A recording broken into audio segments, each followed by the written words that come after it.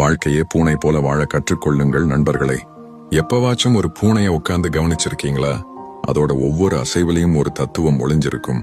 நம்ம வாழ்க்கையை எப்படி வாழணும்னு அந்த குட்டி ஜீவன் நமக்கு சொல்லிக் கொடுக்கும்.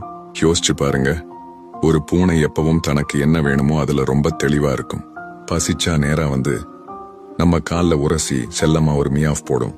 தூக்கம் வந்தா உலகமே அழிஞ்சாலும் கவலைப்படாம அதுக்கு பிடிச்ச இடத்துல நிம்மதியா சுருண்டு படுத்து தூங்கும்.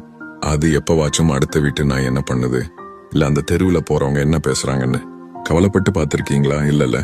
அதோட உலகம், அதோட சந்தோஷம், அதோட தேவைகள் அவ்வளோதான். மத்தவங்களோட ஒப்பீடு கிடையாது, பொறாமை கிடையாது. நம்மளும் அப்படித்தான் இருக்கணும். நமக்கு என்ன வேணும், எது சந்தோஷத்தை கொடுக்கும்னு நாம தான் முடிவு பண்ணணும். மத்தவங்களுக்காக நம்ம வாழ்க்கையை வாழக்கூடாது. ஒரு பூனை மாதிரி உங்களுக்கான கம்ஃபர்ட் ஜோனா கண்டுபிடிங்க. தேவையில்லாத விஷயங்களை கண்டுக்காம நிம்மதியா ரசிச்சு இந்த வாழ்க்கையை வாழுங்க. ஏன்னா வாழ்க்கை ஒண்ணுதான். அதை பூனை மாதிரி ரசிச்சு வாழ்ந்து பார்ப்போமே.